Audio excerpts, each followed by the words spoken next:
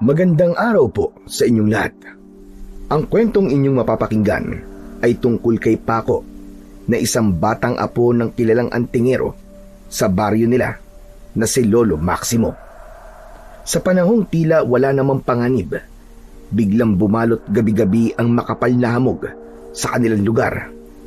Hamog na naging taguan ng mga aswang na pumapatay sa mga tao.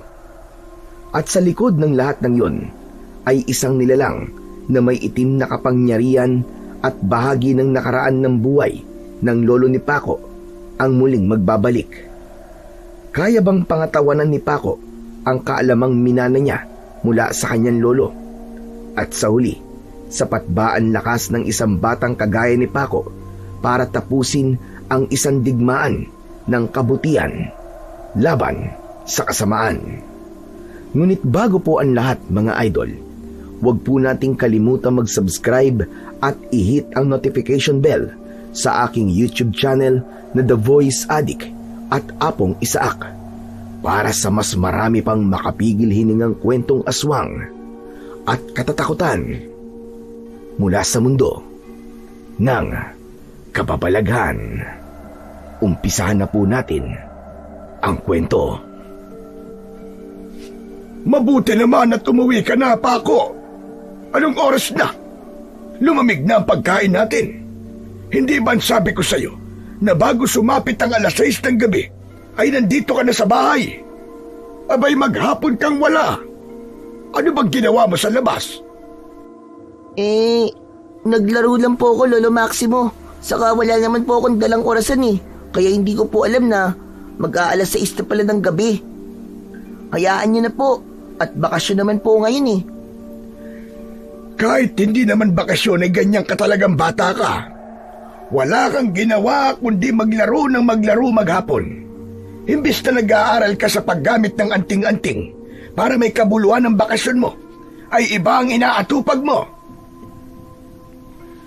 Nakasimangot na umupo si Paco sa harapan ng kanilang hapagkainan kung saan may nakahain na kanin at tinola. Sasandok na sana siya ng kanin nang mahinang tapikin ni Lolo Maximo ang kamay niya. May pagtataka siyang napatingin sa ginawa ng kanyang lolo. At talagang kakain ka ng hindi naguhugas ng kamay? Gusto mo bang makain mo ang lahat ng mikrobyo dyan sa kamay mo? Lolo, naghugas naman na po ako ng kamay Anong naghugas ang sinasabi mo? Tignan mo nga yung mga lupa na nakasingit sa mga kuko mo. Hala, sige, maghugas ka muna ng kamay at saka ka kumain. Napipilitang tumayo si Paco. Nagtungo siya sa batalan upang doon ay maghugas ng kamay. Masayahing bata si Paco at likas na palakaibigan. Pero sa kabila ng kanyang sigla, palagi siyang pinagsasabihan ng kanyang lolo Maximo na isang kilalang antingero sa kanilang baryo tungkol sa kawalan niya ng interes na matutunan ang mga kaalaman nito. Gustong turuan ni Lolo Maximo si Paco ng mga lumang kaalaman tungkol sa anting-anting, agimat at mga orasyon.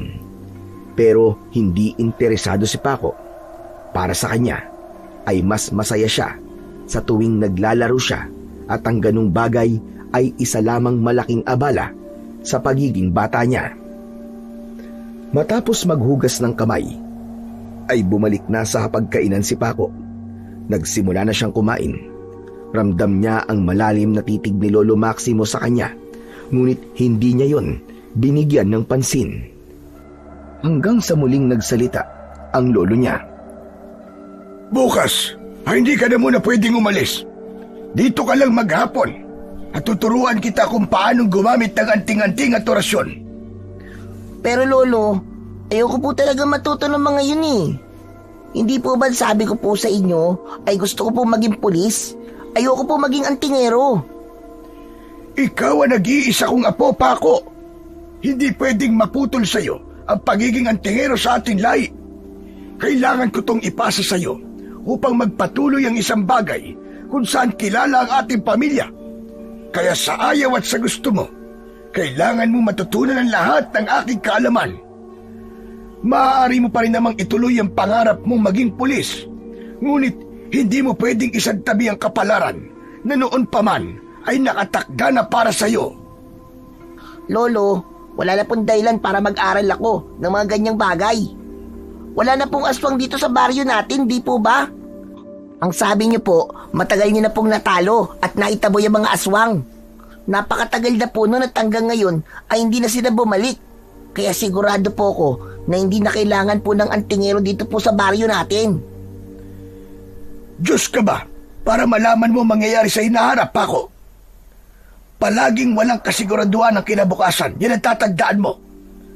Walang nakakaalam kung ano ang mangyayari bukas o sa mga susunod pang mga araw. Ang gusto ko lang ay maging handa ka sa bawat sitwasyon na kakaharapin mo. Ang kulit niyo naman po, Louie. Ayoko nga po eh. Ikaw ang makulit. Kapag sinabi kong mag-aaral ka kung paano maging antingero, ay mag-aaral ka. Tama na muna ang laro-laro na yan. Napakamot sa likod ng ulo si Paco. Humaba ang nguso niya sa inis. Alam niya na kahit anong paliwanag ang sabihin niya kay Lolo Maximo, ay hindi siya nito pakikinggan. At sa tuwing pinipilit siya ng lolo niya na maging kagaya nito, ay palagi niyang naaalala ang kanyang ina na anak ni Lolo Maximo. Noong buhay pa ang nanay niya, ay tutol ito sa kagustuhan ni Lolo Maximo na maging antingero siya.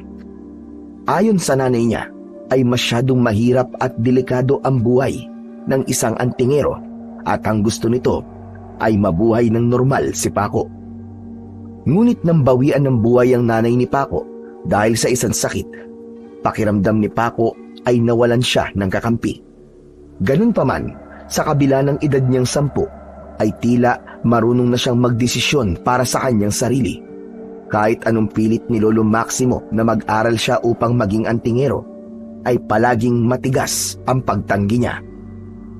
Kinaumagahan, matapos mag-almusal, ay naghugas muna ng pinagkainan si Paco. Nakahanda na ang utak niya na tumakas habang ang lolo niya ay nasa likod ng kanilang kubo. Mabilis ang kilos niya at nang matapos na siya ay nagpuna siya ng kamay sabay takbo palabas ng kubo. Sakto na paglabas niya ay naghihintay na sa harapan ng bahay nila ang kaibigan niyang si Ambo. May dala itong saranggola. Grabe, ang tagal mo naman lumabas. Kanina pa ako naghihintay dito eh. Nasa burol na ba mga kalaro natin? Kanina pa. Kailangan manalo tayo sa kanila ngayon sa pataasan ng lipad na saranggola. Dapat ay makabawi tayo sa pagkatalo natin kahapon. Palabas pa lang si Paco ng bakuran nang marinig niya ang malakas na sigaw ni Lolo Maximo. Napalingon siya at nakita niyang nakatayo ang lolo niya sa gilid ng kubo habang nakapamewang. Paco! Saan ka na naman pupuntang bata ka? Maglalaro lang po kami ni Ambo ng saranggola dun sa may burol. Babalik din po kagad, Lolo. Hindi ako naniniwala sa sinasabi mong babalik ka kagad. Lintik ka talagang bata ka. Pero Lo, tapos na po ako magugas ng pinagkainan. Hindi po ba sabi niyo po, kapag nagawa ko na po yun, pwede na po ako maglaro? Pero hindi sa araw na to. May usapan tayo kagabi, di ba?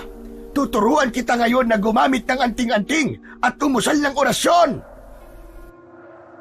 Napangiwi si Paco sa tuwing naririnig niya ang salitang agimat, anting-anting at orasyon, ay hindi niya maiwasang mapasimangot. Uy, Paco, totoo ba yun? Tuturuan ka ni Lolo Maximo na maging isang antingero? Oo, Ambo. Totoo yun. Kaya mabuti pa umalis ka na muna. Kasi hindi mo na pwede maglaro ngayon ang apo ko. Hintayin mo lang ako rito Tatakas ako mamaya, huwag kang mag-alala. Bilisan mo hihintayin kita rito. Humarap si Paco kay Lolo Maximo. Isang peking ngiti ang pinakawalan niya. Okay po, Lolo. Payag na po ako magsanay. Hala, sige. Sumunod ka sa akin sa likod ng bahay. Nakahanda na roon ang mga gamit ko. Nang naglalakad si Lolo Maximo pabalik sa likod ng kubo, ay sumenya si Paco kay Ambo na hintayin siya nito. Sumunod siya sa lolo niya at magkaharap silang naupo sa maliit na lamesang gawa sa kawayan na nasa ilalim ng mayabong na puno ng mangga. Isang kahon na gawa sa kahoy ang nasa gitna ng lamesa. Dahan-dahang binuksan ni Lolo Maximo ang kahon na parabang isa yung sagradong bagay. Sa loob ay naroon ang iba't ibang uri ng anting-anting at agimat. May mga medalyon na may mga nakaukit na simbolo na hindi nauunawaan ni Paco. Hinugot ni Lolo Maximo ang isa sa mga medalyon. Ito ang pangontra sa mga aswang. Gawa ito sa pinaghalong pilak at bala ng baril. Kapag suot nito, hindi ka kayang saktan ng mga aswang at matatakot sila sa iyo. Ngunit depende pa rin sa kakayahan ng aswang at kung gaano siya kalakas. May mga aswang na may kakayahang gumamit ng kapangyarihang itim at kapag ganon ay may posibilidad na walang bisa sa kanila ang medalyon na ito. Inaantok naman po ako sa mga sinasabi niyo, Lolo. Huwag mong katamaran ng ganitong mga bagay, Paco. Makikita mo at darating din ang panahon na magpapasalamat ka sa akin dahil itinuturo ko sa iyo ang mga bagay na ito. Sunod na kinuha ni Lolo Maximo ang garapon na may pulang likido sa loob. Ito naman ay dugo ng manok na itim. Ginagamit ito sa pangontra sa kulam. Ipapahid mo to sa iyong noo kapag pakiramdam mo ay kinukulam ka. Kapag sumasakit ang tiyan mo o kung anong parte ng katawan mo, ay maaari mo rin itong ipahid sa masakit at agad yung mawawala. Eh di, bumili na lang po ako ng gamot sa butika kapag masakit ang tiyan ko. Kaysa po dyan, paniguradong malansa po yan kasi dugo yan eh. Huwag mong painitin ang ulo ko sa pagiging pilosopo mo, Paco. Makinig kang mabuti sa mga sinasabi ko sa iyo dahil importante ito. Kailangan mong tandaan ang bawat gamit ng mga narito sa kahon upang malaman mo kung kailan mo gagamitin ang mga ito ng tama. Saglit na napatingin si Lolo Maximo sa kanya at tila nagtitimpi na sa inis. Bumuntong hininga ito at nagpatuloy. Itong agimat naman na ito na nakalagay sa telang pula ay itatali mo sa bewang mo. At kahit na anong sandata ang hawakan mo, ay magiging mabisang panlaban yon sa mga aswang. Ito ang pinakapaborito ko sa aking mga agimat. Dahil bukod sa sinasabi ko sa iyo, ay kaya ka rin itong bigyan ng kakaibang lakas. Basta mapaliguan mo lang ito sa liwanag ng bilog na buwan. Isang mahabang paghikab ang pinakawalan ni Paco na isang senyales na wala siyang interes sa mga sinasabi ni Lolo Maximo. Kahit na anong pilit niya sa kanyang sarili, ay hindi niya magawang maging interesado sa mga bagay na gustong ituro sa kanya ng lolo niya. At ito naman, hindi ito ordinaryong kahoy. Ito'y tinatawag na itak ng hangin. Kapag pinadaan mo sa hangin, habang may binibigkas kang orasyon, pwede nitong hiwain ang anino ng aswang. Habang patuloy si Lolo Maximo sa pagpapaliwanag ng iba pang agimat at anting-anting, ay mas lalong nawala sa isip ni Paco ang kahalagahan at kahulugan ng mga yon. Kanina pa kating-kati ang mga paa niya na makaalis.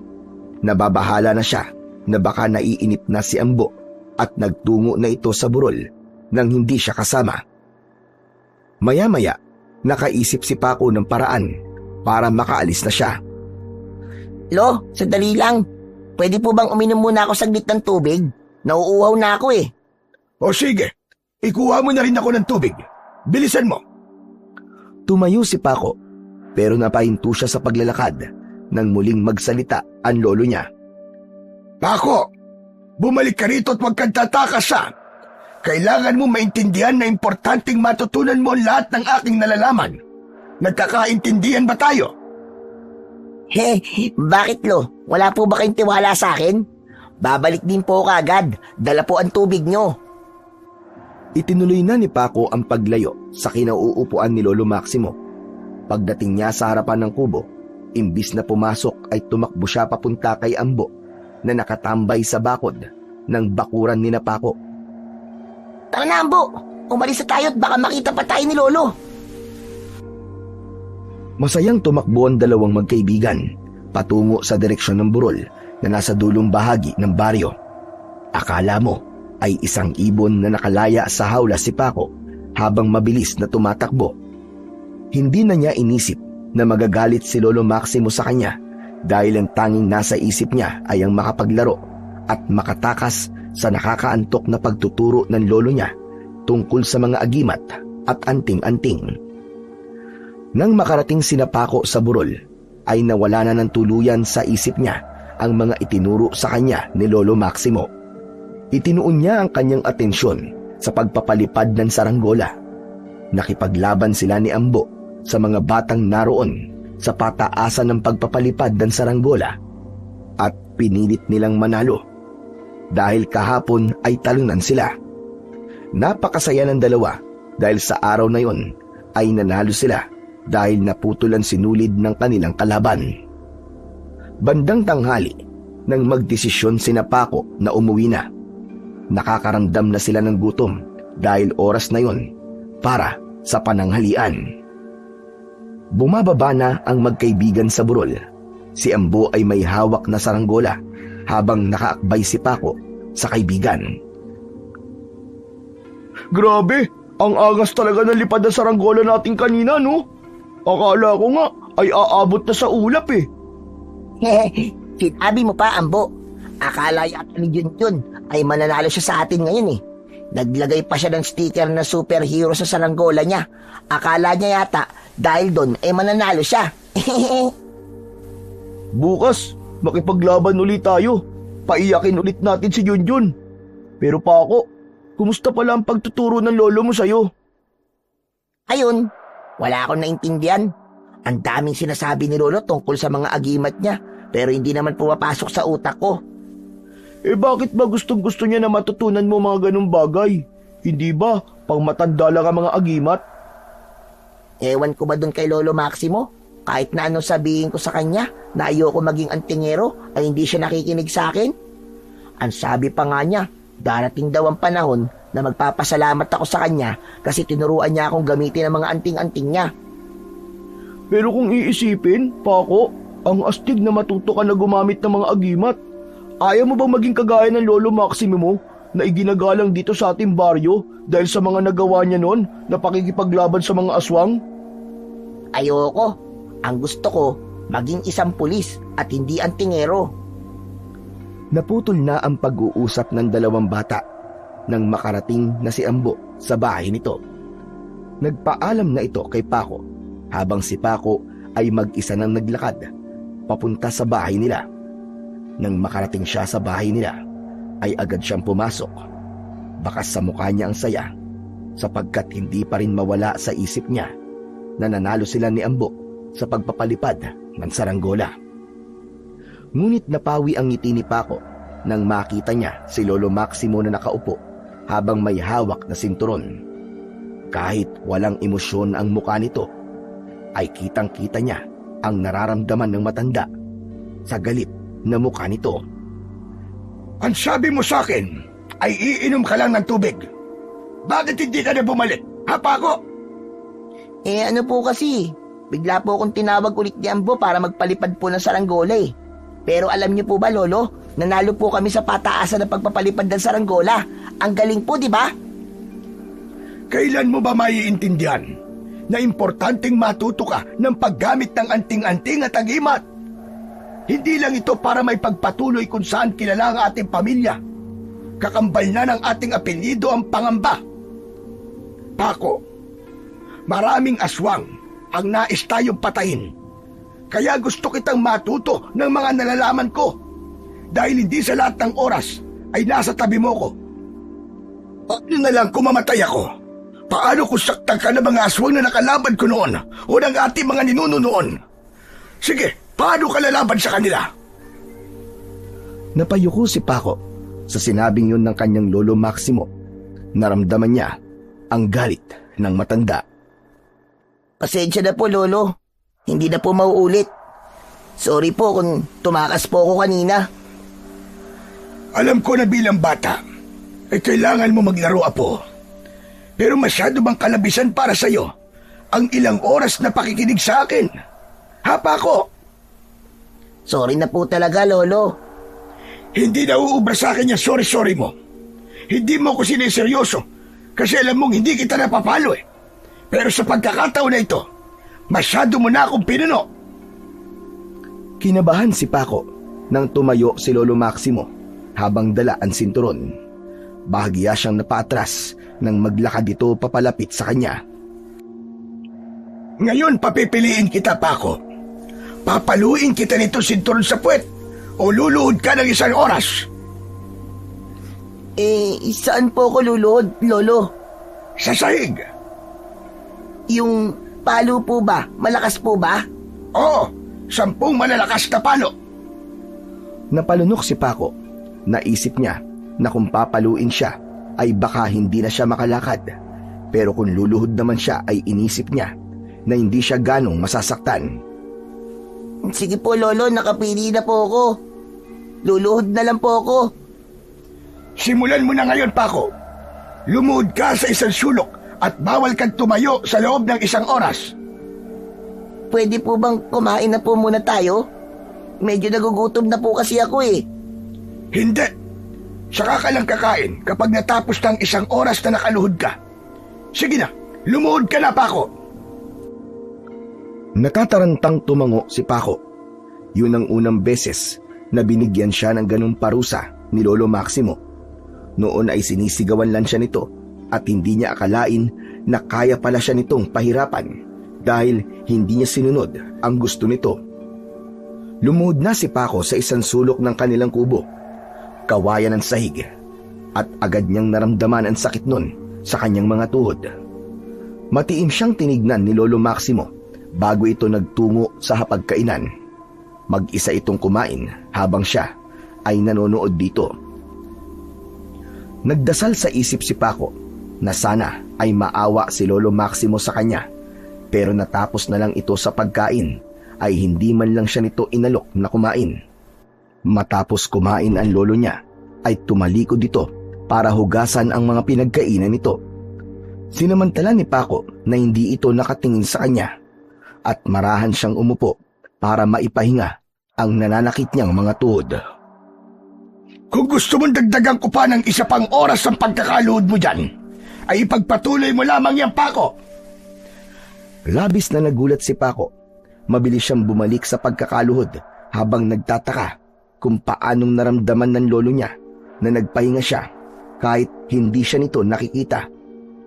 Nang matapos si Lolo Maximo sa paghuhugas at humarap ito sa kanya, ay doon na nagsimulang magmakaawa si Paco.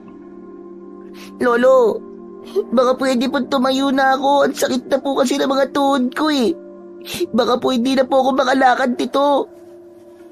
Huwag kang mag-alala. Pinapaluhod din ako ng mga magulang ko noon ng 1 oras at hanggang ngayon ay nakakalakad pa naman ako. Pangako po, Lolo. Hindi na po ako susuway sa inyo. Hindi na po ako tatakas kapag gusto niyo po akong turuan. Sige na po, Lolo. Hindi na, Paco. Huling beses ko nang gagawin yon. Simula ngayon, ay hindi ko na ipipilit sa iyo ang bagay na labag sa kalooban mo. Pero wag mo kong sisisihin na kapag dumating ang pagkakataon na kailanganin mo ang mga agimat at anting-anting ko, pero hindi mo alam kung paano gamitin ang mga yon, wala na akong pakialam. Sige na, tumayo ka na dyan. Tapos na ang parusa ko sa iyo. Napayuko si Paco. Alam niya na dapat siyang maging masaya dahil sa wakas ay hindi na siya pipilitin ng lolo niya na pag-aralan ang paggamit ng mga anting-anting. Pero hindi niya maunawaan kung bakit may lungkot na bumalot sa kanyang puso ng sandaling yon. Nang lumabas na si Lolo Maximo, ay marahang tumayo si Paco. Ramdam niya ang labis na pananakit ng kanyang mga tuhod, pero mas matindi ang pagkalam ng kanyang sikmura. Kaya nagmamadali siyang nagtungo sa hapagkainan at mag-isang kumain. Simula noon ay hindi na pinilit si Paco ni Lolo Maximo na magsanay upang maging antingero. Dahil doon ay mas naging masaya si Paco sapagkat alam niyang maigugugol na niya ang buo niyang bakasyon sa paglalaro. Ngunit ang naging kapalit naman nun ay tila naging malamig ang pakikitungo ni Lolo Maximo sa kanya. Ramdam niya na nagtatampo ito pero sigurado siya nalilipas din yun. Hanggang isang gabi na bilog ang buwan, habang naglalaro sina Paco at Ambo kasama ang ibang bata ng patintero, ay may napansin si Paco na kakaiba. Nakita niya ang makapal na hamog na nagmumula sa kagubatan na marahang kumakalat papunta sa kanilang baryo. Sa sobrang kapal ng hamog ay para na yung puting usok. Teka, time first muna, time first! Oh, bakit Paco? Tignan nyo, may papalapit sa atin na makapal na hamog. Itinuro ni Paco ang hamog sa mga kalaro niya. May ilan na natuwa at tumakbo pasalubong sa hamog. Wow! Ang astig! Tara sa hamog, Paco! Salubungin natin! Akmang sasama si Paco kay Ambo nang biglang dumating si Lolo Maximo. Paco, umuwi ka na! Gabing-gabi na nandito ka pa sa lansangan! Lolo, tignan niyo po, oh. Ang kapal po ng hamog. Nang tignan ni Lolo Maximo ang hamog, ay bumakas ang pagkabahala sa mukha nito. Hinawakan nito sa braso si Paco at iginiya siya nito pauwi sa kanilang kubo. Pagka-uwi nila ay nagmamadaling isinarado ni Lolo Maximo ang mga bintana at pinto. Lolo, bakit po kaya ang kapal ng hamog na yun? Saka hindi po ba sa matataas lang po na lugar may ganong hamog? Hindi ko alam, Paco. Pero nababahala ako sa hamog na yon. Kaya huwag ka muna lumabas ng bahay. Pero Lolo, nandun pa po sina Ambo ah. Naglalaro pa nga po sila sa makapal na hamog eh. Gusto ko rin po makipaglaro sa kanila doon. Hindi ka ba nagsasawa sa paglalaro? Kanina ka pa naglalaro, Paco ah. Gabi na. Oras na ng pagtulog. Sige na, humiga ka na dyan. Nakalabing sinunod ni Paco ang lolo niya. Labag sa kalooban na humiga siya at tumingin sa kawalan. Maya-maya pa ay pinatay na ni Lolo Maximo ang gasera at humiga na ito sa tabi ni Paco. Makalipas ang ilang minuto ay wala nang ibang naririnig si Paco kundi ang mahinang paghilik ng kanyang lolo. Habang siya ay gising na gising pa rin at iniisip kung bakit may napakakapal na hamog sa kanilang baryo. Binalot ng matinding kuryosidad si Paco. Tahimik siyang tumayo at marahan siyang naglakad papunta sa bintana. Binuksan niya yun at sumilip siya sa labas. Napasinghap si Paco dahil ang buong labas ay balot ng makapal na hamog. Parang may napakalaking ulap na bumaba mula sa langit at tinakpan ang buong baryo nila. Wala siyang makita kahit na ang bakod nila o ang mga puno ng mangga na ilang hakbang lang ang layo mula sa bintana. Puting-puti ang hamog at tila hindi yun gumagalaw. Grabe, sobrang kapal talaga ng hamog. Saan kaya ito nang galing? Napalunok si Paco. Hindi niya alam kung takot ba ang mararamdaman niya o pagkamangha. Parang may gumagapang nakaba sa dibdib niya. Wala siyang marinig kundi ang sarili niyang hininga. Tumingin siya kay Lolo Maximo na mahimbing pa rin natutulog at sa kanya ibinaling ang tingin sa labas. Laking gulat ni Paco nang biglang lumapit ang lolo niya at malakas nitong isinarado ang bintana. Lolo! Anong ginagawa mo? Bakit mo binuksan ang bintana? Gusto ko lang pong makita kung may hamog pa rin po sa labas. Hindi mo dapat ginawa yan, Apo. Paano kung may masamang epekto sa katawan mo ang hamog kapag nalangap mo? Pero Lolo, hamog lang naman po yun eh. Kahit na, sa susunod na buksan mo pa yan, habang may hamog sa labas ay papalurin ulit kita. Sige na, humiga ka na't matulog. Kung ano-ano na lang ang ginagawa mong bata ka, napakakulit mo. Ang OA naman ni Lolo, sumilip lang naman ako sa bintana. May sinasabi ka ba, Paco? Bakit hindi mo lakasan para naririnig ko? Wala po. Ang sabi ko po matutulog na po ako. Padabog na muling bumalik sa pagkakahiga sa banig si Paco. Nang tumabi na si Lolo Maximo sa kanya, ay nanatili pa rin siyang gising. Hindi na wala sa utak niya ang napakakapal na hamog sa labas ng kanilang bahay. Hindi siya mapakali na magkakaroon ng ganong uri ng hamog sa kanilang baryo. At dahil doon ay tila nagkaroon siya ng kagustuhan na maramdaman ang pakiramdam na mapalibutan siya ng makapal na hamog na yon. Kinabukasan ng umaga ay wala na ang makapal na hamog. Pagputok ng araw ay parang walang nangyari. Maaliwalas ang langit, tuyo ang lupa at naglaho na ang anumang bakas ng hamog sa labas ng kanilang bakuran. Walang makapagpaliwanag kung saan yun nanggaling o bakit ito naging sobrang kapal. Naging usap-usapan sa buong baryo ang makapal na hamog na bumalot sa lugar nila nung nagdaang gabi. Maraming residente ang nagsabing hindi sila halos makalabas ng bahay dahil wala silang makita sa labas, habang ang iba naman ay nakaramdam ng malamig na hangin na tila kakaiba sa karaniwang simoy ng gabi. Sa mga sumunod na gabi, muling bumalik ang makapal na hamog na yun. Wala nang nagtangkapan lumabas sa tuwing binabalot na ng makapal na hamog ang buong baryo ni Paco. Ang dating tahimik na komunidad ay unti-unting binalot ng pag-aalinlangan at pangamba. Sa bawat pagsikat ng araw, ang mga tao ay nag-uusap at nag-iisip kung ang pangyayari ba na yun ay normal na kababalagan ng kalikasan o may mas malalim at madilim na dahilan sa likod ng misteryosong hamog na bumabalot sa kanilang baryo tuwing sasapit ang dilim. Tuwing umaga ay nagiging normal naman ang lahat sa baryo. Nakakapaglaro pa rin sina Paco at ang iba pang mga bata.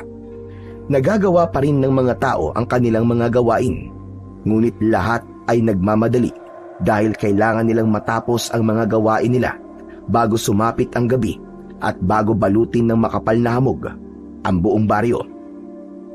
Isang umaga, nakakita sina Paco at Ambo ng isang puno ng balimbing na hitik sa bunga. Inakyat nila yon at matapos makakuha ng maraming bunga ay nagtungo sila sa tabing ilog upang doon kainin ang bunga ng balimbing.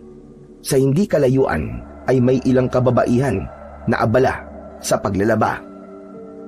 Ano kaya talaga yung makapal na hamog na bumabalot sa baryo natin tuwing gabi, no? Parang kahit isa sa atin, walang makasagot kung ano yun. Kaya nga kahit si Lolo, hindi alam ang dahilan kung bakit bigla na lang yun nangyari dito sa atin. Ang sabi niya, sa tagal niyang nakatira dito, ay ngayon lang daw nangyari yun. Pero alam mo ba, Paco, gusto naming maglakad-lakad din na Ronron at Junjun sa hamog mamayang gabi. Ano? Bakit yun naman naisipang gawin yun? Anong pumasok sa isip niyong tatlo? Pambihira kayo, oo. Wala lang, adventure lang. Hindi ba parang ansaya maglakad sa gitna ng hamog tapos wala kang nakikita? Oo nga, ansaya nga ng ganun. Gusto ko sana sumama sa inyo kaya lang paniguradong hindi naman ako papayagan ni Lolo. Napakadali ng solusyon sa problema mo, Paco. Anong solusyon? Ipagpapaalam mo ba ako kay Lolo? Hindi. Di tumakas ka kapag tulog na siya. Ganon din ang gagawin namin Tatakas lang din naman kami. Saka may flashlight na dadalhin si Ronron kung sakaling hindi natin alam ang lalakaran natin. May ilaw pa rin tayo, di ba? O ano, sasama ka na ba? Sandaling nag-isip si Paco.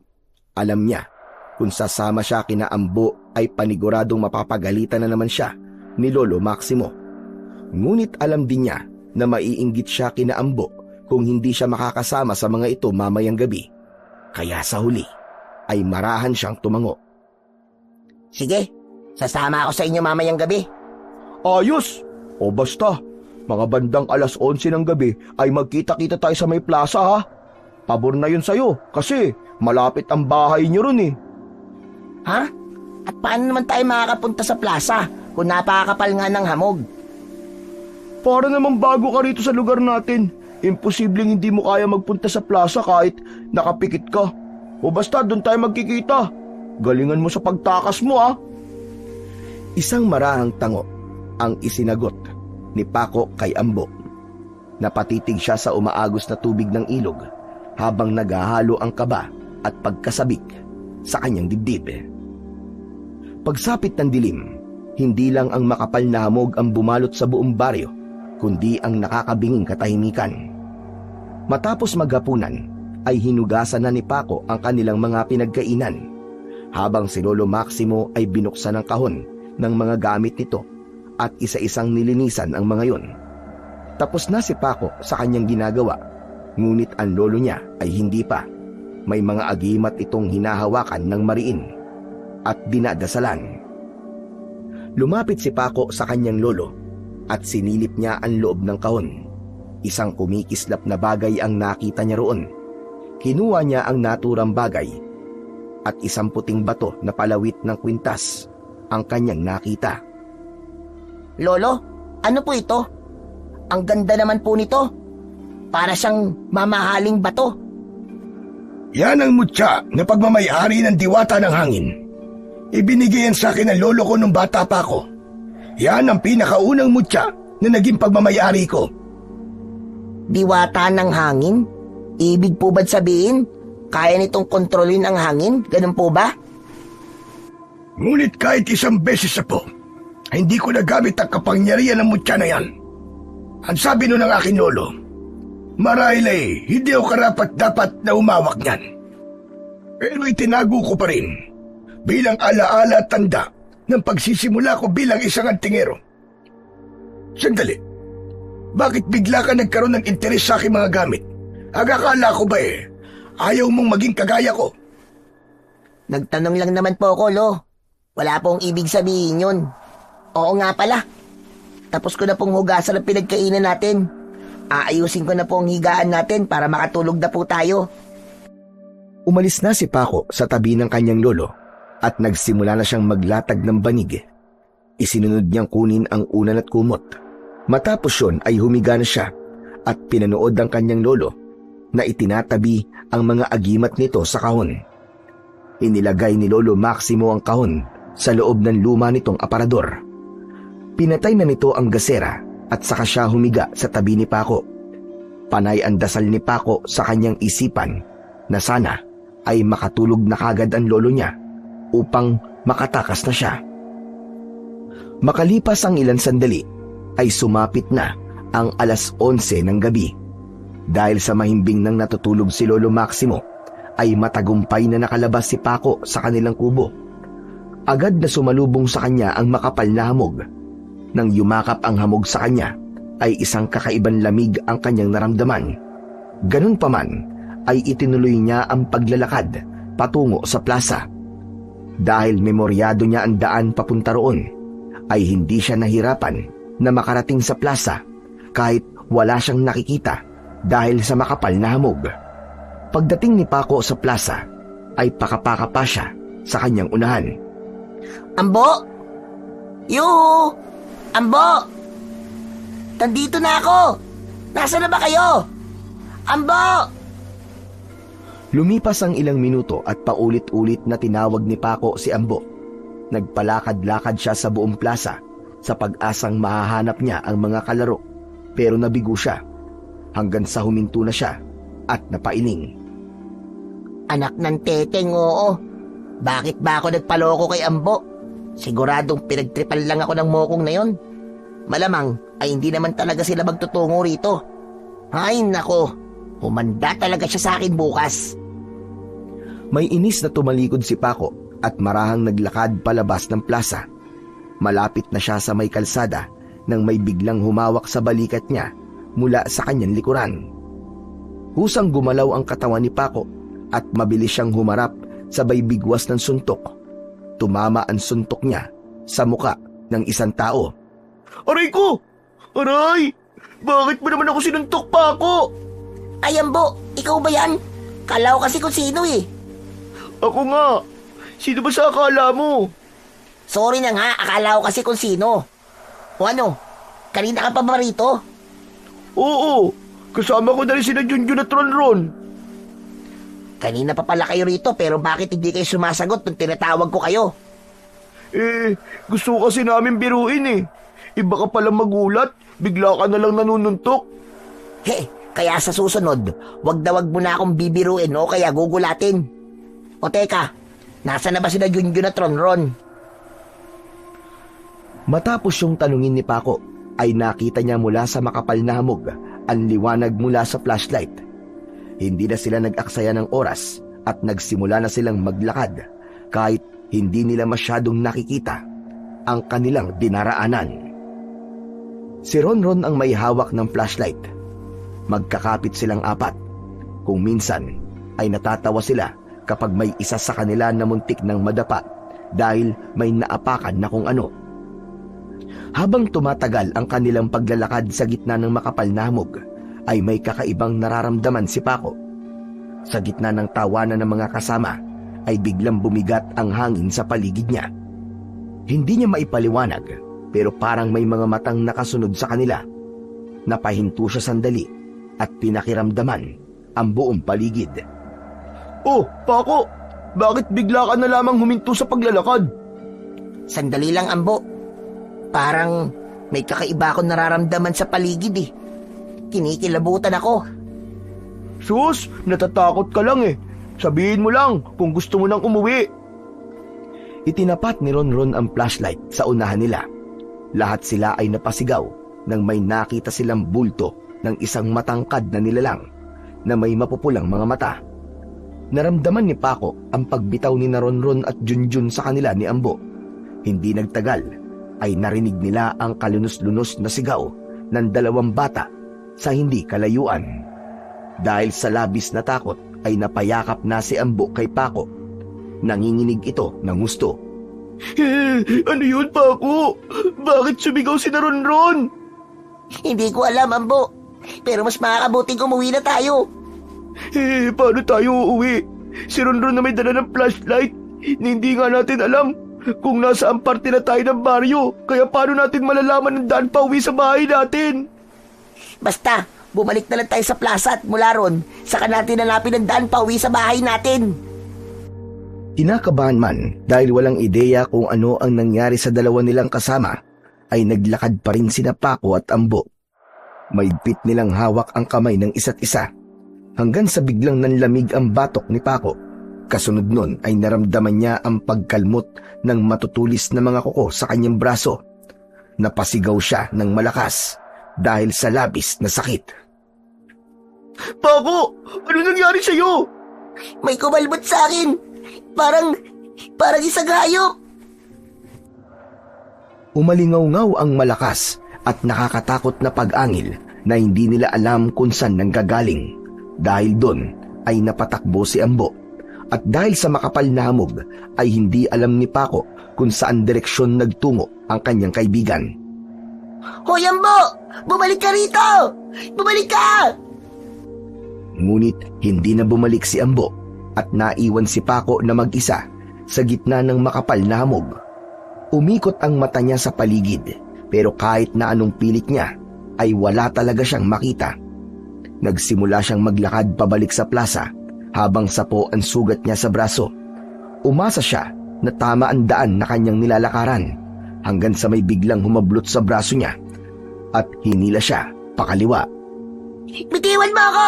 Isang lolo! Isang lolo! Tulungan niyo ako! Lolo! Tulungan niyo ako! Manahimik ka, Paco! Ako to, ang Lolo Maximo mo! Ha? Lolo? Ikaw ba talaga yan? Napansin ni Paco ang isang lampara at kahit paano ay nagkaroon ng liwanag sa gitna ng kadiliman at hamog. Nang maaninag niya ang muka ni Lolo Maximo, ay hindi niya napigilan ang mapangiti.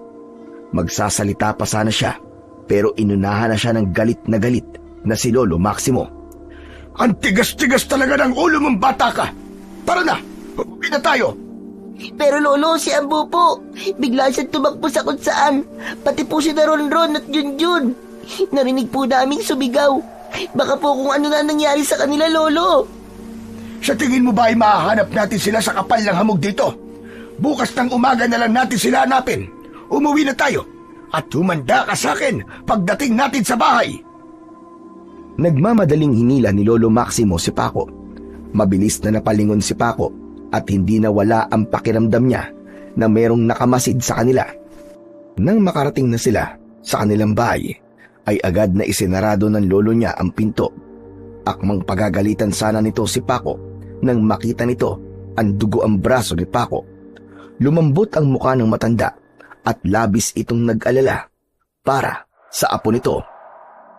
Paco, ano nangyari sa braso mo?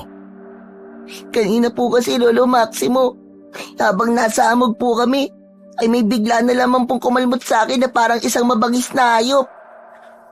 Pambihira na yan. Sandali lang, at nilinisan ko ang sugat mo. Pinanood ni Paco ang natatarantang si Lolo Maximo. Kumuha ito ng maliit na palanggana at nilagyan nito yun ng tubig. Kumuha rin ito ng labakara at lumang damit. Mula sa aparador ay inilabas nito ang isang maliit na bote at saka nito binalikan si Paco na nakaupo na sa sahig.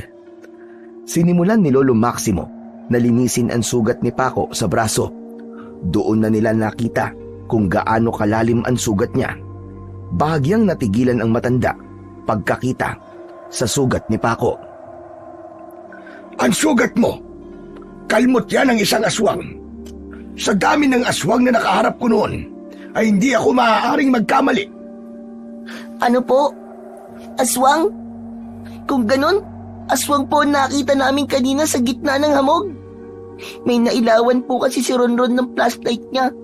Isang matangkad po na nilalang na may mapupulang mga mata. Aswang yun, Paco. Magpasalamat ka na lang at buhay kapag nakabalik dito. Lintik kang bata ka. Pero sila Ambo po. Si Ronron at Junjun, nasa labas pa po sila.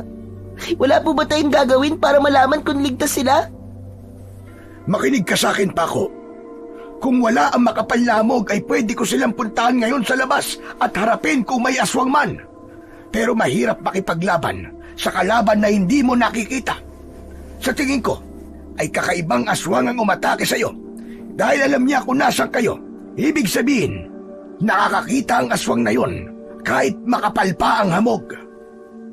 Natigilan si Paco at napamaang. Pakiramdam niya ay may dumaang yelo sa buong likod niya.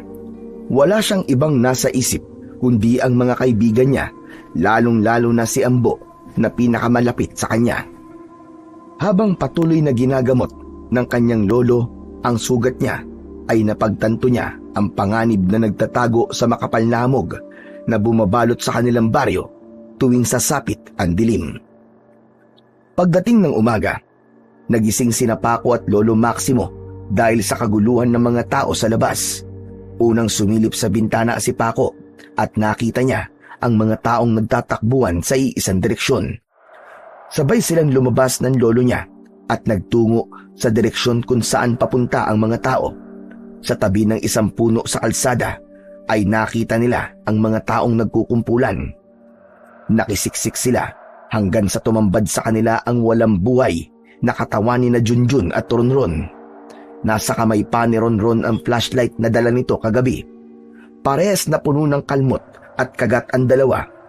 Si Ronron ay wakwak ang tiyan, habang si Junjun naman ay may laslas sa leeg.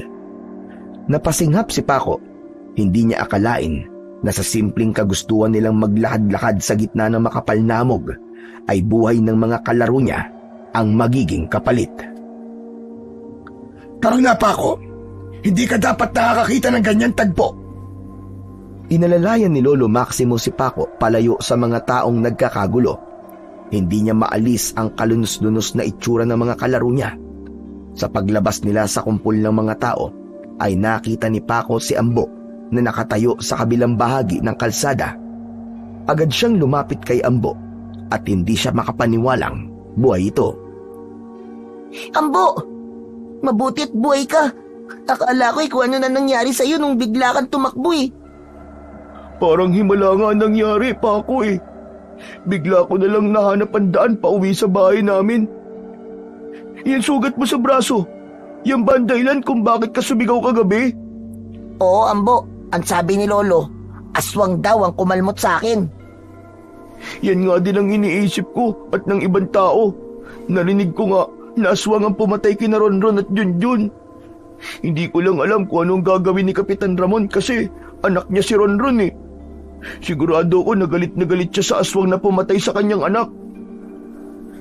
Nakakalungkot ang pangyayaring ito. Napakabata pa na naging biktima ng aswang. Kaya kayong dalawa, Paco at Ambo, huwag niyong sayangin na hindi kayo pinabayaan ng Diyos kagabi. Maging aral sana sa inyo ang nangyari na hindi lahat ng bagay ay dapat inaalam nyo. Hala, sige Paco, tara na. Umuwi na tayo. Mabigat ang pakiramdam ni Paco habang naglalakad sila pauwi ni Lolo Maximo. Hindi siya makapaniwala na sa loob lamang ng isang gabi ay 2 sa mga kaibigan niya ang nawala. Nang dahil sa sinapit ni Ronron at Junjun, ay mas tumindi ang takot ng mga tao. Sa tuwing binabalot ng makapal na hamog ang buong baryo, ay wala nang nagtatangkang lumabas pa ng kanilang mga tahanan.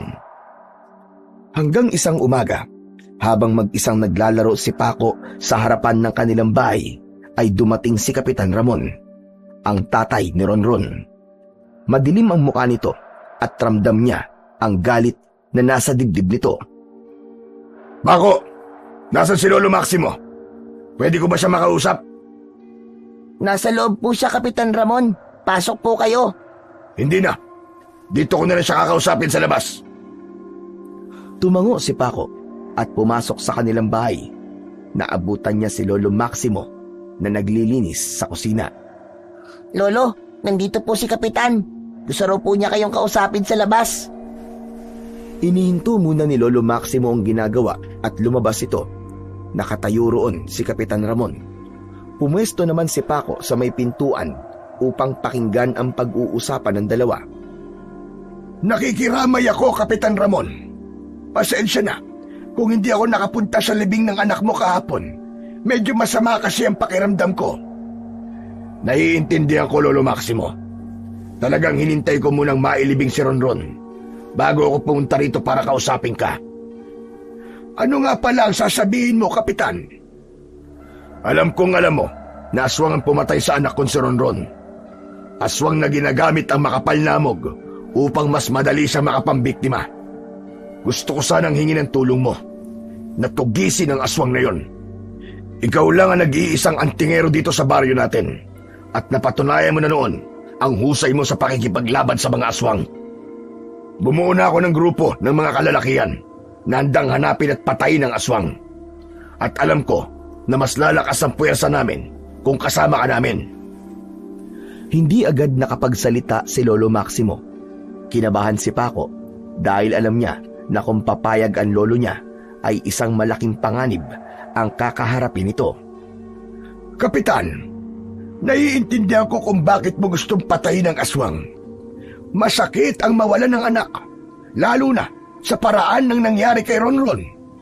Pero ang pagkilos ng padalos-dalos ay maaaring magresulta ng susunod na kamatayan. Gusto ko kayong tulungan, pero mas makakabuti kung pagpaplanuhan muna nating mabuti ang lahat.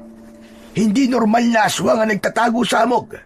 Kahit mag-isa siya, ay mas lamang siya dahil nakakakita siya sa hamog. At isa pa, Kapitan, hindi rin natin alam kung isa nga lang ba ang kalaban natin. Teka, ang ibig mo bang sabihin ay tumatanggi ka, Lolo Maximo? Buhay ng anak ko na wala rito. Ang gusto ko ay maipaghiganti kagad siya sa lalong madaling panahon. Alam ko, Kapitan, at hindi naman sa tumatanggi ako. Pero ano? Natatakot ka ba, Lolo Maximo? Paano kaya kung ang apo mo napatay ng aswang? Ganyan ka pa rin kaya kakalma? Hindi ko nagugustuhan ang lumalabas sa bibig mo, Kapitan. Kung ayaw mo kaming tulungan, sabihin mo na lang. Hindi yung ang dami mong sinasabi. Sige na. Salamat na lang. Nakita ni Paco na gusto pang kausapin ng lolo niya, si Kapitan Ramon.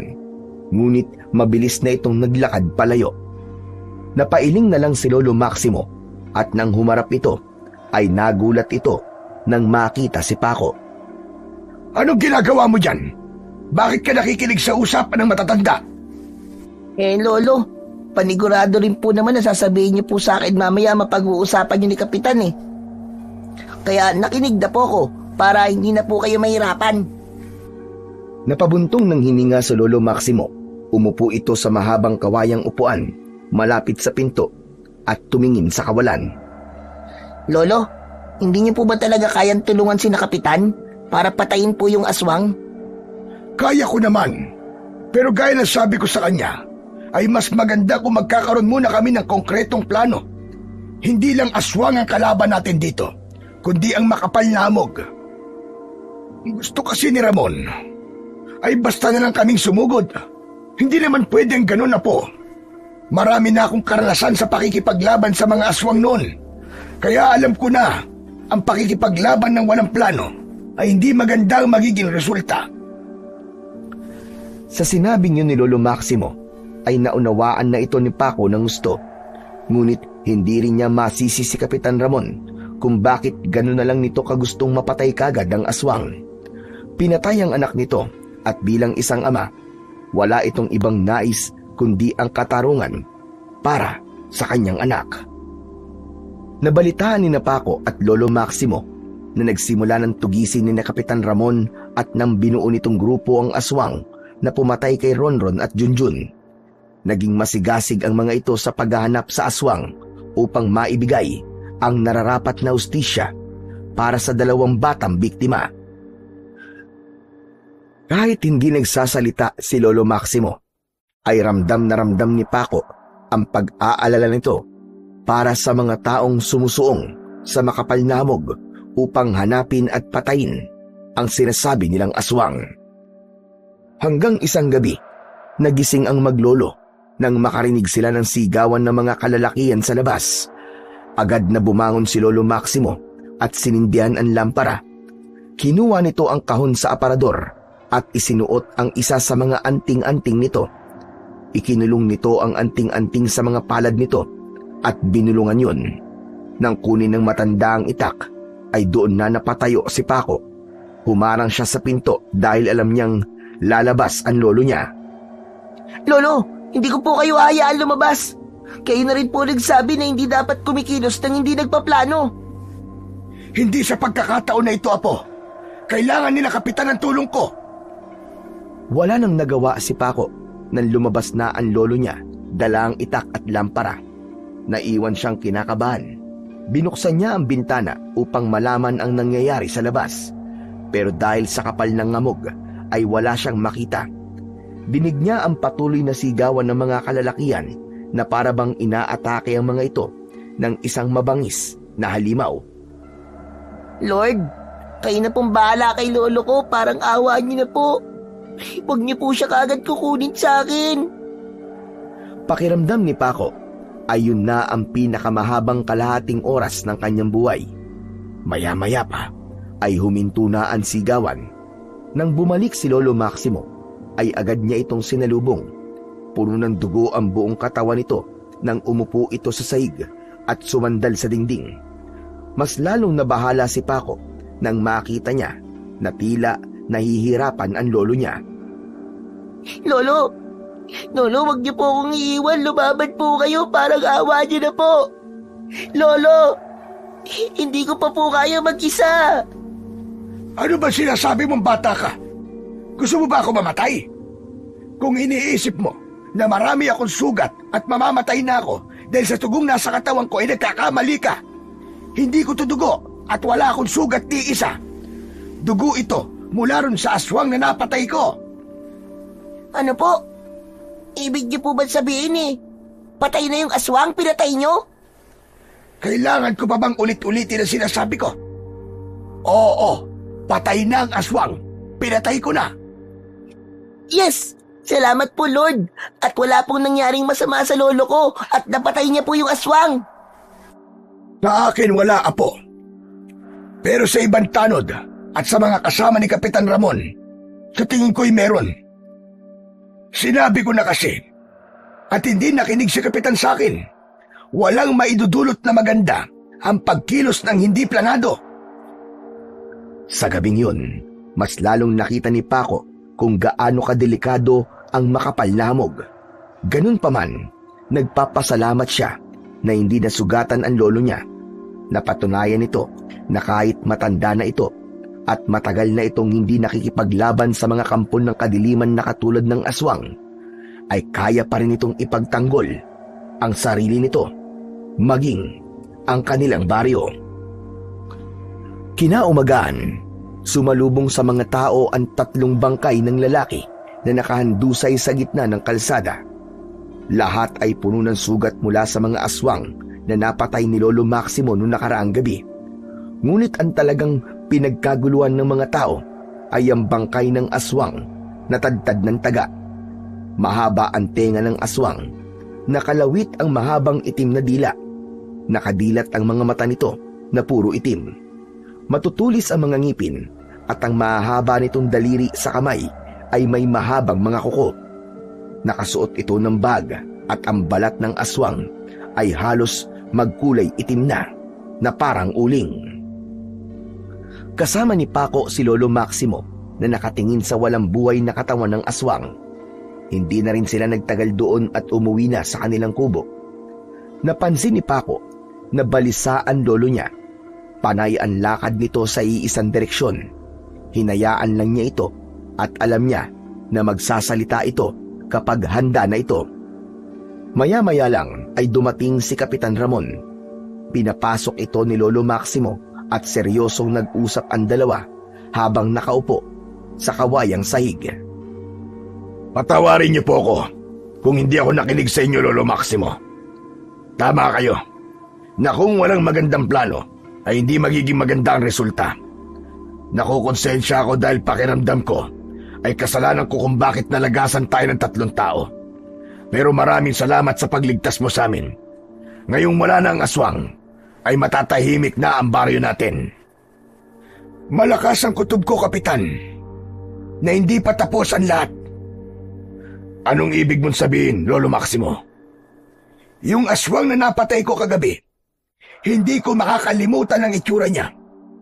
Sigurado ko na isa yon sa alagad ni Baltasar. Si Baltasar, yung aswang na may kakayahang gumamit ng kapangyarihang itim na dati mo nang tinalo at ikinulong sa balon sa gubat. Tama ka, siya nga. At yung aswang kagabi, isa lang siya sa mga alagad ni Baltasar. Ang ipinagtataka ko lang ay kung paano sila kumikilos nang walang utos mula kay Baltasar. Sigurado ko na hindi magagawang makawala ni Baltasar sa kulungan niya. Kaya nagtataka ko kung paano ito nangyayari. At isa pang ipinagtataka ko ay ang makapanlamog tuwing gabi. Paano nagkaroon ng kakayahan ang mga alagad ni Baltasar na magtago sa amog? Mabuti at sinabi mo kagad yan. Hayaan mo at magpapatupad ako ng pagpupulong sa mga tao para masabihan sila sa mga dapat nilang asahan sa mga susunod na gabi. At pangako, hindi na ako kikilos ng walang plano. Matapos na mag-usap ng dalawa, ay umalis na si Kapitan Ramon. Saka lang lumapit si Paco kay Lolo Maximo at labis siyang binalot ng kuryosidad nang marinig niya ang pangalan na Baltasar. Noon lang niya narinig ang pangalan na yon, kaya nais niyang malaman kung sino ito at ano ang nangyari rito. Lolo, pasensya na po kung narinig ko po ang pinag-usapan niyo ni Kapitan Ramon. Ang lakas po kasi ng mga boses niyo eh. Pero Lo, sino po ba yung sinabi niyo pong Baltasar? Sandaling natahimik si Lolo Maximo na para bang humugot muna ito ng lakas ng loob para sagutin ang tanong ni Paco. Maya-maya pa ay nagsimula ng magkwento ang matandang lalaki. Si Baltasar ay dati kong kaibigan. Bata pa lang ay magkaibigan na kami. Nakita ng lolo ko ang potensyal ni Baltasar para maging isang antingero, kaya sabay kaming tinuruan noon ng aking lolo. Nang magbinata kami, ay magkatulong kaming nakipaglaban sa mga kampon ng kadiliman tulad ng aswang. Ngunit biglang nagbago si Baltasar. Naging sakim siya sa kapangyarihan. Bigla na lang siyang nagkaroon ng inggit sa akin. Ninais niya na maging mas malakas at magaling sa akin. Hanggang sa nag-aral siya ng paggamit ng itim na kapangyarihan. Doon na siya tuluyang nilamon ng dilim. At nang dahil sa pagnanais niya na mahigitan ako, ay umanib siya sa isang tribo ng mga aswang.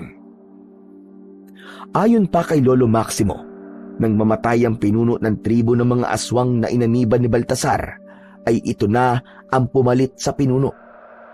Simula noon ay sumalakay na ang mga aswang at si Baltasar sa baryo ni Paco.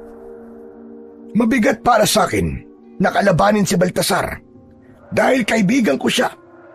Hindi lang basta kaibigan, kundi itinuring ko siya na parang totoong kapatid. At dahil hindi ko siya kayang patayin, ikinulong ko na lang siya sa isang balon sa gubat gamit ang isa sa aking mga anting-anting. Selyado ng kapangyarihan ng anting-anting na yon ang balon, Kaya nakapagtataka kung paano siyang nakawala roon. Hindi ko po inasahan na may ganyan pala kayong kwento, Lolo. Pero paano po kayo nakakasigurong nakawala nga po siya doon sa balon po? Hindi kikilos sa mga alagad niya nang walang utos niya. Sigurado ko na simula pa lamang ito ng mas malaking panganib sa ating baryo. Kailangan nating maganda. Lalong-lalo ka na, Paco. Po? Bakit po ako? Oras na para ituro ko muli sa iyo ang kaalaman ko sa paggamit ng anting-anting at agimat. Hindi natin alam kung ano maaaring mangyari sa mga susunod na gabi. Kaya mas makakabuting handa ka at kaya mong protektahan ang iyong sarili. Kaya nakikiusap ako sa iyo, Paco. Sana ay maging seryoso ka na sa pagkakataon na ito. Hindi lang para sa sarili mo, kundi para na rin sa mga tao dito sa ating baryo. Tila umurong ang dila ni Paco sa huling sinabi ni Lolo Maximo. Naramdaman niya ang bigat ng sitwasyon na kanilang kinakasadlakan at napagtanto niya na sa pagkakataon na yon ay kailangan niya ng makinig at sumunod sa kanyang lolo. Simula noon ay nagsimula na ang pagbabago kay Paco. Kaya nang muli siyang tawagin ni Lolo Maximo para ituro ang kaalaman nito, ay hindi na siya tumutol. Buong puso siyang nakinig, nagtanong at nagsanay. Ipinakita niya ang tiyagang hindi pa niya naipakita kailanman. Sa loob lang ng halos 1 linggo, naging biyasa na si Paco sa paggamit ng mga pangunahing agimat ni Lolo Maximo. Mabilis niyang natutunan ng mga dasal, ang tamang galaw ng kamay at ang mga palatandaan ng paparating na panganib. Isang umaga, napansin ni Paco na tila paalis ang kanyang lolo. Nagsuot ito ng isang agimat at isinabit ang itak sa bewang nito. Lolo, aalis po ba kayo? Oo, pupunta ako sa gubat. Titignan ko yung balon kung saan ko'y kinulong noon si Baltasar upang masiguro ko kung nakawala nga ba talaga siya. Lolo Maximo, pwede po ba ako sumama sa inyo? Hindi kagad nakasagot si Lolo Maximo. Maya-maya pa, may kinuha itong agimat mula sa kahon at lumapit ito kay Paco at isinuot sa leeg niya ang agimat. Sige, walang problema. Pero wag mong aalisin ang agimat na yan sa iyong leg. Pangontra mo yan sa mga aswang. Kailangan po ba talaga nito? Umaga naman po ngayon, di ba? Mas mabuti na sigurado. Hindi natin alam ang naghihintay na panganib sa lugar nating pupuntahan. Kunin mo ang isa pang itak at yun ang dalin mo. Tapos ay sumunod ka na sa akin sa labas. Sige na. Agad na tumalima si Paco. Kinuha niya ang mas maikling itak at isinabit yon sa kanyang bewang. Paglabas niya ng kanilang kubo, ay nagsimula na silang maglakad ni Lolo Maximo patungo sa kagubatan. Makalipas ang ilang minuto, ay nasa loob na sila ng gubat. Tahimik silang dalawa at hindi alam ni Paco kung bakit kahit maliwanag pa ay may kakaiba siyang kabang nararamdaman. Masaya na ako na sineryoso mo na ang pagtuturo ko sa iyo, Paco. Hindi mo alam kung gaano kalaking bagay para sa akin na matutunan mo ang aking nalalaman.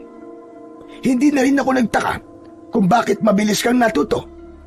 Tunay na nasa dugo mo ang pagiging isang antingero, Apo. Ngayon ay masasabi ko na ikaw ay isa ng ganap na batang antingero. Napagtanto ko po kasi, Lo, na kailangan ko maging antingero. Hindi ko po kayang hayaan na mag-isa kayong makipaglaban sa mga aswang na nagtatago po sa amog. Kailangan niyo po na makakatulong at wala pong ibang gagawa nun kundi ako, na nag-iisa niyo pong apo. Salamat talaga, Apo. At nakikita ko na ang pagbabago sa iyo. Nagpatuloy ang dalawa sa paglalakad hanggang sa makarating sila sa isang masukal na daan. Ilang beses sumabit ang damit ni Paco sa sanga ng mga halaman na kanilang nadadaanan. At makalipas ang mahigit 1 oras, ay narating na nila ang isang malawak na bakanting lupa na napapalibutan ng matatayog na puno. Naramdaman ni Paco ang pagbigat ng hangin sa paligid na parabang napakaraming hindi magagandang pangyayari ang naganap sa lugar na yon. Sa gitna ng malawak na lupa ay naroon ng isang bilog na butas na sa tansya ni Paco ay halos isang dipa niya. Lumapit doon si Lolo Maximo na agad namang sinundan ni Paco. Nawala ang takip ng balon. Ibig sabihin, ay totoong nakawala na nga si Baltasar. Pero, paano po yun nangyari, Lo? Ang sabi niyo po, ay selyado po ang balon na to. Hindi ko rin alam po. Pero may hinala ko na merong tumulong sa kanya para makawala siya at makapaghasik ng kamatayan sa ating baryo. Biglang lumakas ang hangin. Mainit yun at tila may nagbabadyang panganib. Sabay na napalinga sina Paco at Lolo Maximo hanggang isang matandang lalaki ang lumabas mula sa likod ng isang puno. Nakasuot ito ng itim na balabal na umaabot hanggang sa lupa at bahagyang nakalitaw ang puti at mahaba nitong buhok. May hawak itong tungkod na may kulay na itim na bato sa tuktok. Nakangisi ito at dahil sa kakaibang takot na lumukob kay Paco ay nagtago siya sa likod ng kanyang lolo. Baltasar! Alam kong ikaw yan! Sabihin mo sa akin, sino ang tumulong sa'yo para makawala ka sa balon? Masyado mo akong minamaliit, Maximo. Hanggang ngayon, ay mataas pa rin ang tingin mo sa iyong sarili. Walang tumulong sa akin, kundi ang aking sarili lamang. Ang totoo, ay matagal na akong nakataka sa balon. Hindi mo alam na noong ikinulong mo ko dyan, ay dala ko ang aking itim na agimat. At ginamit ko yon para makawala. Nagtago ako at nagpalakas. At ngayon, sapat na ang aking lakas. Oras na para sa aking paniningil. Kung ganon, ikaw nga ang may kagagawan ng makapal na hamog. Tama ka. Ako nga at wala lang iba. Ginamit ko ang aking itim na agimat upang lumikha ng makapal na hamog. Binigyan ko ng kakayahan ng aking mga alagad para makakita sila sa hamog na yon. Ngayon, wala nang laban kahit na anong agimat ang gamitin mo dahil hindi nyo makikita ang inyong mga kalaban. Itigil mo na ito, Baltasar! Alam mo sa sarili mo kung bakit kita ikinulong sa balon.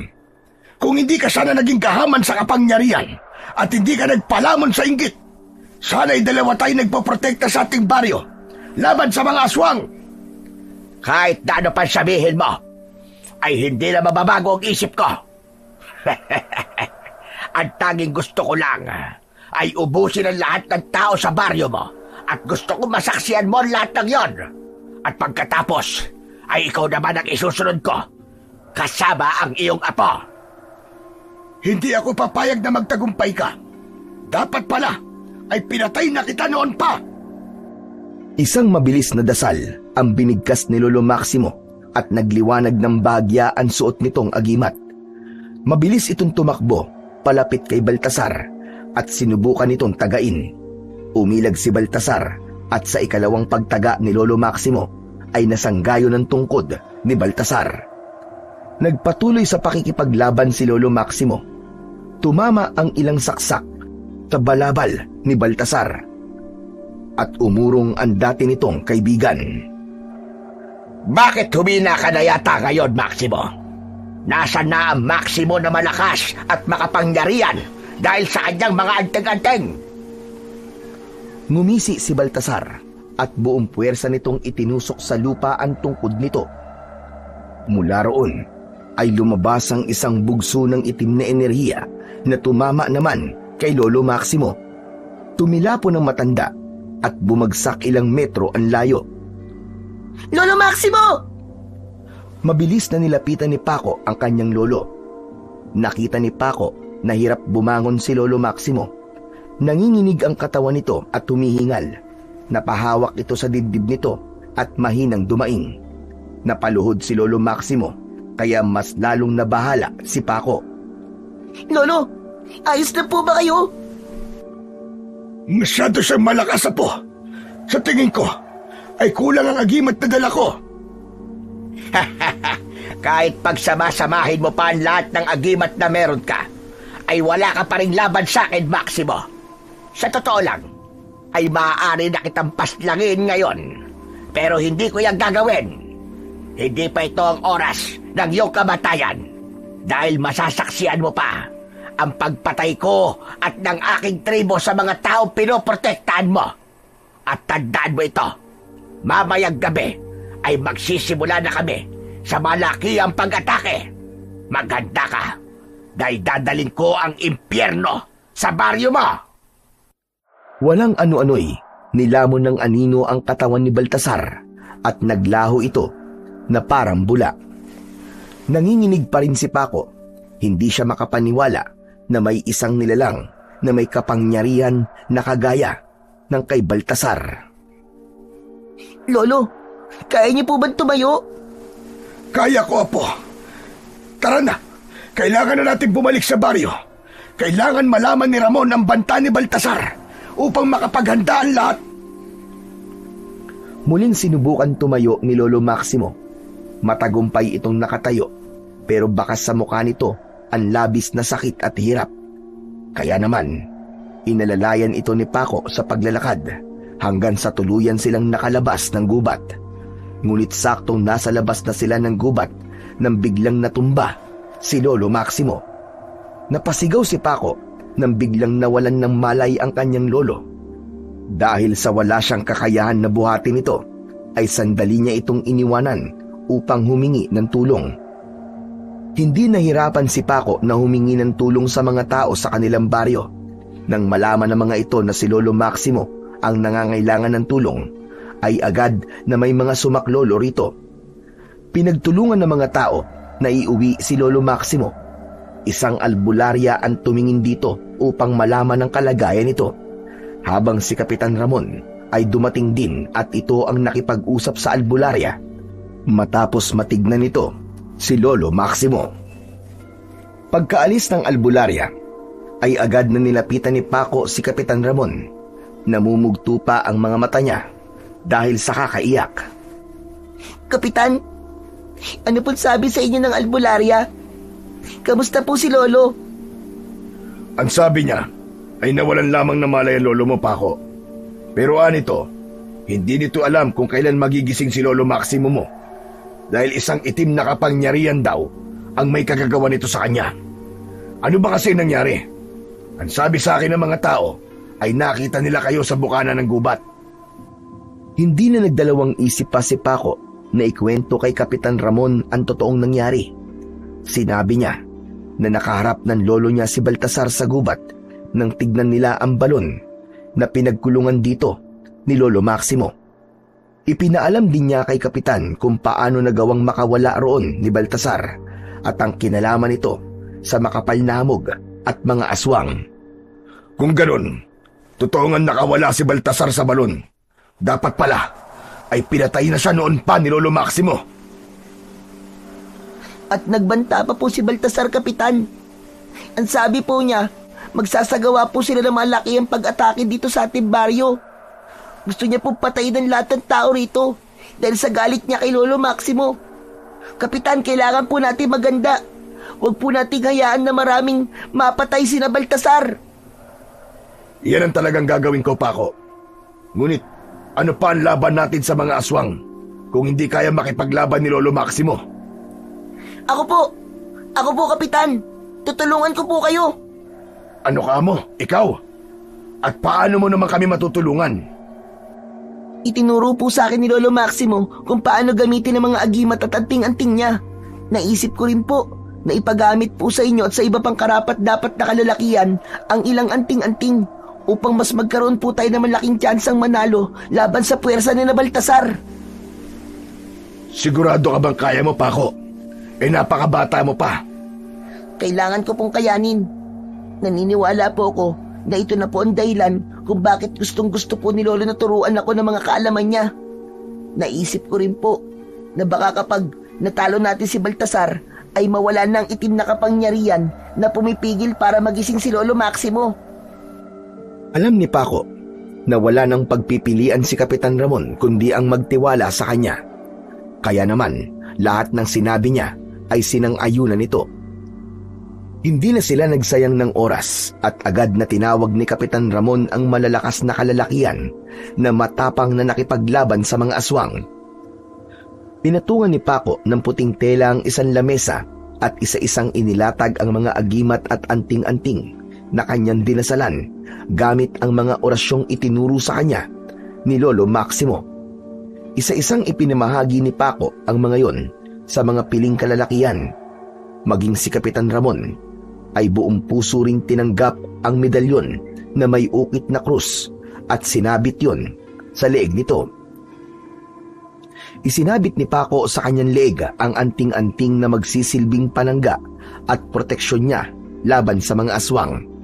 Habang pinagmamasdan niya ang mga kalalakihang nakahanda sa laban, mamayang gabi ay ramdam niya ang kakaibang init sa kanyang dibdib. Kahit bata pa siya, hindi siya itinuring na pabigat ng mga nakatatanda sa kanya. Sa halip, pinagkatiwalaan siya ng mga ito sa panahon na ang buong baryo nila ay dumaraan sa isang napakatinding pagsubok. Bago sumapit ang dilim, ay pansamantalang lumikas ang mga tao sa simbahan. Naisip ni na Kapitan Ramon na mas makabubuti kung nasa iisang lugar ang mga tao dahil malaki ang kutob nila na magsisimula ng lumusob ang mga aswang sa mga bahay mamayang gabi. Maging ang wala pa ring malay na si Lolo Maximo ay dinala rin nila sa simbahan. Doon ay may mga kababaihan na nagsisimula ng magdasal habang sina Paco kasama ang ilang mga kalalakihan ay naghanda na sa pakikipaglaban. Nang nagsisimula ng lumubog ang araw, ay nilapitan ni Paco si Lolo Maximo na nakahiga sa saig na may latag na banig. Hinawakan niya ang kulubot nitong mga kamay. Kahit hindi siya sigurado kung naririnig siya nito, ay kinausap niya pa rin ang kanyang lolo. Sayang, Lolo. Hindi niyo po makikita ang una kong pakikipaglaban sa mga aswang. Pero Lo, wag po kayo mag-alala kasi gagawin ko po ang lahat para ipagtanggol po ang ating baryo laban po sa mga aswang at kay Baltasar. Gamit po ang lahat ng mga tinuro niyo sa akin. At kapag nagising na po kayo, ikikwento ko po sa inyo ang lahat ng nangyari. Hindi na malaya ni Paco ang pag-agos ng luha niya mula sa kanyang mga mata. Nang tumayo siya, ay nasa likod pala niya si Kapitan Ramon. Paco, unti-unti nang kumakalat ang makapal na hamog sa labas. Nakahanda na rin ang mga kasama natin sa pakikipaglaban. Handa na po ako, Kapitan. Ipanalo po natin ang digmaan na to. Kumpiyansang tumango si Kapitan Ramon habang si Paco ay sumilip sa salaming bintana at pinanood ang unti-unting pagkalat ng hamog sa labas. Matapos ang ilang oras, ay tuluyan ng bumagsak ang kadiliman at balot na rin ng makapal na hamog ang buong baryo. Sa loob ng simbahan ay tahimik na nagdadasal ang lahat. Nang marinig nila ang malalakas na pag-angil ng mga aswang sa labas, ay hinudyatan na ni Kapitan Ramon ang ilang kalalakihan na siyang unang umatake sa mga aswang. Bukod sa itak, ay may dalang mga sulo ang mga yon upang kahit papano ay makakita ang mga ito sa gitna ng kadiliman at hamog. Matapang na lumabas ang unang grupo ng mga kalalakihan mula sa likod ng simbahan. Pinilit ni Paco at Kapitan Ramon na sumilip sa salaming bintana. Ngunit wala talaga silang makita. Umasa na lamang sila na mapupuksa ng mga kakampi nila ang mga aswang.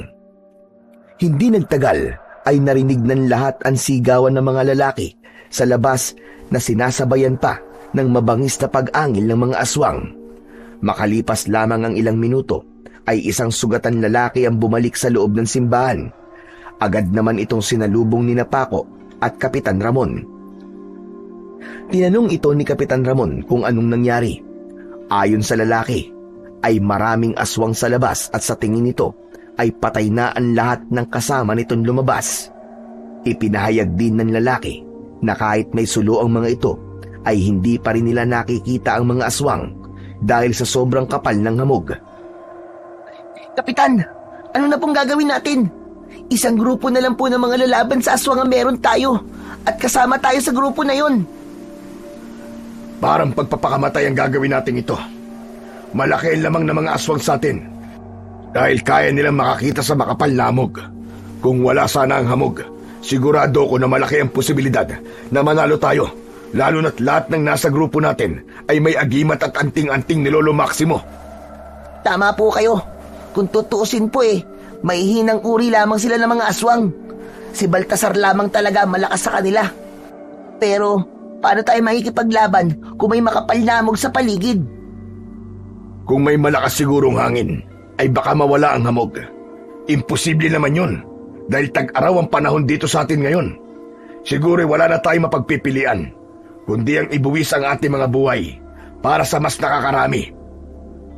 Matamang nag-isip si Paco. Inisip niya ang mga taktika na maaari nilang gawin hanggang sa isang ideya ang biglang pumasok sa kanyang isipan. Teka, alam ko na po ang gagawin natin, Kapitan. Ano yun, Paco? Imbis na sumagot, ay tumakbo si Paco sa kinaroroonan ni Lolo Maximo. Kinuha niya ang kahon na kinalalagyan ng mga agimat at anting-anting nito na nasa tabi nito. Mula sa kahon ay kinuha niya ang isang kwintas na may palawit na puting bato at sa kanya binalikan si Kapitan Ramon. Ipinakita niya ang kwintas kay Kapitan. Kapitan! Kapitan! Ito po ang sagot sa problema natin sa makapal na hamog. Ano ba ang bagay na yan, Paco? Ito po ay mutya mula sa diwata ng hangin. Kaya po nitong kontrolin ang hangin, Kapitan. Ang problema lang po ay hindi nagagamit ni Lolo ang kapangyarihan nito dahil hindi siya ang karapat-dapat na gumamit nito. Kung ganun, ay ikaw ba ang karapat-dapat, Paco? Kapitan, hindi ko rin po alam Pero wala na po tayong pagpipilian sa ngayon, kundi subukan po ito. Sige, uutusan ko ang grupo natin na maganda. Lalabas na kami at sumunod ka na lamang sa amin. Matapang na tumango si Paco at sa kanya isinabit sa leeg niya ang anting-anting. Pumikit siya at ikinulong niya sa kanyang palad ang puting bato. Mutya, nakikiusap naman ako sa iyo. Tulungan mo kami. Kailangan ko ang kapangyarihan mo ngayon Sana'y wag mo kaming biguin. Wag mong hayaan na malalo ang kasamaan laban sa kabutihan. Isang malalim na paghinga ang pinakawalan ni Paco bago siya lumabas ng simbahan. Hawak niya sa kanang kamay ang isang matalim na itak. Sinundan niya ang ilaw ng sulo at doon ay natagpuan niya sina Kapitan Ramon at ang iba pang kalalakihan. Lahat sila ay nangangapa sa makapal na hamog at naghintay ng susunod na mangyayari. Hanggang sa narinig na nila ang sabay-sabay at malalakas na pag-angil ng mga aswang. Nagsimula na ang digmaan na alam ni Paco na una pa lang ay dehado na sila. Ngunit ang kagustuhan nilang protektahan ng kanilang baryo ang nagtulak sa kanila para suungin ang napakalaking panganib na yon. Kahit walang nakikita, ay nakipaglaban si Paco sa mga aswang. Sandaling lumayo si Paco at muli siyang nakiusap sa kanyang mutya. Mutya, tulungan mo kami, pakiusap. Alisin mo ang hamog na bumabalot sa aming baryo. Idinikit niya ang mutya sa kanyang dibdib. Pinikit niya ang kanyang mga mata at buong pusong humiling. Diwata ng hangin, kung ako man ay naririnig mo, nakikiusap ako sa iyo. Tulungan mo kami. Kung hindi man ako ang karapat-dapat, ay isipin mo na lang ang mga tao mamamatay kapag hindi mo kami tinulungan. Ngunit walang nangyari. Walang malakas na hangin na dumating. Ang hangin ay nananatiling malamig at mabigat. Ang hamog ay nananatiling parang usok ng sigarilyo na hindi gumagalaw. Kaya naman, kinabahan na ng gusto si Paco. Napapitlag si Paco ng isang malalim na boses ang narinig niya mula sa kanyang likuran.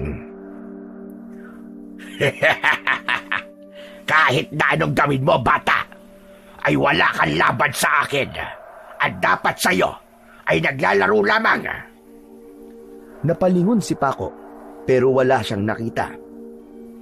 Hindi ako natatakot sa iyo, Baltasar. At huwag mo minamalit ang pagiging bata ko. Dahil ang batang ito Ano siyang tatapos sa'yo? Manang-mana ka sa iyong lolo. Masyado kang mayabang. Napakataas ng tingin mo sa iyong sarili. Nagulat si Paco nang may biglang bumaon na matulis na kuko sa kanyang likod. Napunit ang laman niya at tumalsik ang kanyang dugo. Impit siyang napasigaw, ngunit nanatili siyang nakatayo. Nakakatuwa kang paglaruan, bata. Huwag kang mag-alala. Dahil hindi mo na kita papatayin, uunti-untiin kita hanggang sa ikaw na mismong humiling ng iyong katapusan. Narinig ni Paco ang boses ni Baltasar sa kanyang harapan. Iwinasiwas niya roon ng itak, pero wala naman siyang tinamaan. Muling napasigaw si Paco nang may sumunggab mula sa likuran niya. Padapa siyang bumagsak sa lupa at kasunod nun ay mariin siyang kinagat ni Baltasar sa balikat. Agad ding umalis si Baltasar sa likuran ni Paco at narinig niya ang mga yabag ni Baltasar paikot sa kanya. Kung hindi lang sana ako kinalaban noon ng iyong lolo, ay hindi ito mangyayari. Kaya wala kang dapat sisihin, kundi ang lolo mo. Kahit kailan, ay hindi ko sisisihin si Lolo, sapagkat ginawa lang niya ang tama. Nakapanghihinayang dahil hindi masasaksiyan ni Maximo kung paano ko papatayin ang kanyang apo. Pero hindi bale.